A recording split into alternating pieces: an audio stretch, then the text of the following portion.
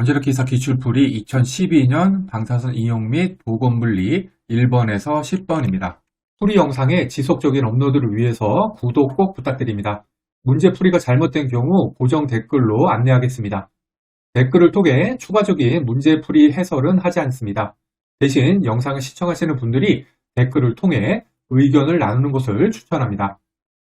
고정 댓글에 기출문제 파일 다운로드 링크 있으니까 프린트해서 보세요. 1번, 다음에 방사성 동위원소 사용 시설 중 표면 오염 가능성이 가장 큰 경우는? 이 답은 1번인데요. 이건 정확한 풀이 확보한 다음에 다시 영상 올리도록 하겠습니다. 2번, 방사선 측정의 정확도를 높이기 위한 방법으로 볼 수 없는 것은? 측정의 정확도를 높이는 방법은 3가지가 있는데 차폐, 개수 시간을 길게 하고 개수 효율을 높게 하는 것입니다. 따라서 1번, 여러 가지 종류의 계측기를 사용한다. 요거는 틀렸습니다. 3번, 다음 중 삼중수소의 특성이 아닌 것은? 삼중수소는 저에너지 베타 방출 핵종이고 에너지는 18.6케브입니다. 특징은 조기 탐지가 어렵고 정신에 영향을 준다는 것입니다. 물리적 반감기는 12.3년이고요. 유효 반감기는 10일입니다. 답은 3번, 베타선의 최대 에너지는 0.18케브로 낮다. 18.6케브라 그랬죠? 이건 틀렸습니다. 참고로 핵종별 방출 방사성 정도는 외워두면 좋겠습니다. 보시면 폴로늄 210은 알파선, 스트론튬 90은 고에너지 베타, 트리튬이랑 카본 14는 저에너지 베타, 코발트 60, 아이오다인 131, 세슘 137, 그 다음에 이리듐 192는 감마선 방출 핵종이 되겠습니다. 4번, 매질레를 통과하는 하전 입자에 대한 설명 중 가장 맞는 것은? 에너지 손실률, 저지능이라고도 하죠. 요거는 하전 입자가 물질 속을 진행할 때 단위 길이당 잃는 에너지로 통상 단위는 케브 퍼 마이크로미터가 됩니다. 계산식은 에너지 손실률은 Q의 제곱 곱하기 G 곱하기 N 나누기 V의 제곱. 여기서 Q는 전하량, G는 물질의 원자번호, N은 물질의 수밀도, V는 전하 속도 됩니다. 보기 1, 에너지 손실률은 전하량에 비례하고 정확히는 제곱에 비례하는 거지만 가장 맞는 것은 그 다음에 하전 입자 속도에 반비례한다. 이것도 제곱에 반비례한다 하지만 전체적으로 봐서는 맞는 거죠. 따라서 답은 1번 되겠습니다. 나머지 3개 보시면은 전부 다 틀린 것을 알 수 있습니다. 5번 0.1 매부에서 2 매부 사이의 에너지를 갖는 광자가 물이나 공기와 반응할 경우 가장 많이 일어나는 반응은? 광자, 이게 감마선이랑 X선이 감마죠. 요거랑 물질과의 반응은 광전자 효과, 컴퓨터 산란, 쌍전자 생성이 있는데요. 광전자 효과는 0.5 매부 이하일 때, 쌍전자 생성은 1.02 매부 이상일 때 발생을 합니다. 거기에서 문제에서 보시면 0.1 매부에서 2 매부 사이라 그랬죠? 따라서 답은 컴퓨터 산란 2번 되겠습니다. 6번, NAIT의 성강 계수기로 5,100베렐의 방사능을 갖는 세슘 137 선원을 1분 동안 측정하여 35,000 카운트를 얻었다. 자연 계수율이 600ccpm이었다면 선원에서 방출되는 감마선에 대한 검출기의 계수 효율은 약 얼마인가? 단 세슘 137 선원의 감마선 방출률은 85%이다. 계수 효율은 순 계수율 나누기 방사 붕괴율 이렇게 계산이 됩니다. 그리고 순 계수율은 측정 계수율에다가 자연 계수율을 빼줘야지 됩니다. 문제에서 측정 계수율은 35,000 ccm 돼 있죠. 여기 돼 있죠. 35,000 1분 동안 35,000 카운트니까 35,000 ccm. 자연 계수율은 600 ccm 돼 있죠. 따라서 순 계수율은 35,000 빼기 600은 34,400 ccm이 됩니다. 다음은 방사 붕괴율을 구해야 되죠.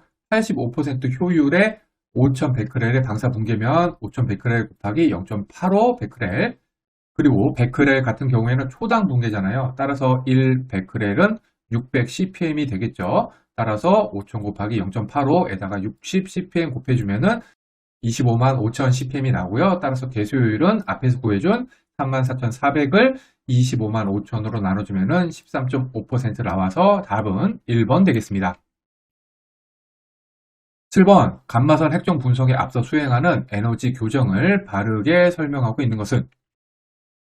에너지 교정을 정확한 측정을 위해서 측정하고자 하는 에너지 범위에서 각 채널에 해당하는 에너지를 교정하기 위해서 수행을 합니다. 따라서 답은 3번, 감마선의 에너지와 채널과의 관계를 설정하는 절차이다. 3번 되겠습니다. 8번, 다음의 설명 중 맞는 것끼리 연결된 것은 감마선의 흡수설량은 일정 깊이에서 최대가 된 다음에 지수적으로 감소합니다. 보기 A를 보시면 감마선의 흡수설량은 대개의 경우 물질의 표면에서 최대가 된다. 이거는 틀렸죠.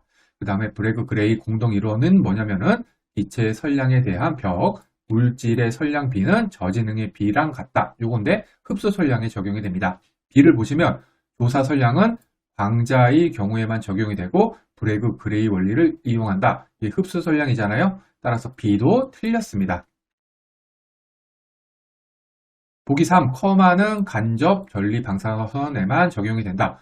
커마는 단위 질량당 광자 또는 중성자에 의해 생성되는 하전 입자의 총 운동 에너지로 입사된 에너지 빼기 제동 복사 및 쌍정자 생성으로 빠져나온 에너지를 빼주고 그것을 질량으로 나눠주면 됩니다.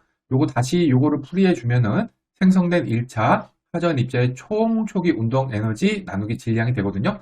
요것이 가끔 나오니까 꼭 외워두시기 바랍니다.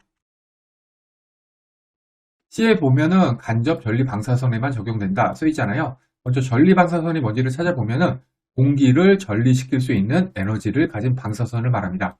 요거는 직접이랑 간접 두 가지로 나뉘는데 직접 전리 방사선은 하전 입자, 즉 알파, 베타, 양성자가 해당이 되고요. 간접은 전자파나 비하전 입자, 즉 X선, 감마선, 중성자가 해당이 됩니다. 따라서 커마는 간접 전리 방사선에만 적용되는 개념이 맞습니다. 답은 C랑 D 되겠습니다. 9번, 일반에 대한 설량 한도가 방사선 작업자보다 낮게 설정된 이유로 틀린 것은 집단 설량은 개인별 피폭 설량 곱하기 사람 수로 다니는 맨 미리시버트가 보통 됩니다. 보기 1을 보시면 일반인의 피폭 설량은 작업자보다 상대적으로 낮아 집단 설량이 낮기 때문이다. 이렇게 되어 있는데요. 일반인의 피폭량이 작업자보다 낮다고 하더라도 사람 수가 많아지면은 집단 설량이 커지게 되겠죠. 따라서 2번은 항상 맞는 보기가 될 수는 없습니다. 여기 집단 설량이 낮기 때문이다. 이렇게 되어 있는 건 항상 맞진 않죠. 따라서 답은 2번 되겠습니다. 10번, 발단 설량 값이 가장 작은 것으로 평가되는 결정적 영향은 발단 설량은 무턱 설량이라고도 하는데 결정적 영향을 나타내는 용어가 되겠습니다. 이 결정적 영향은 문턱값을 넘으면 발발을 하고 설량에 비례해서 심각도가 증가하는 특징이 있습니다. 해당되는 게 백혈구 감소, 백내장, 피부 혼방, 갑상선, 기능 저하 등이 있는데 이 중에서 백혈구 감소가 목턱값이 최소인 증상이 되겠습니다. 따라서 답은 1번 백혈구 감소 되겠습니다.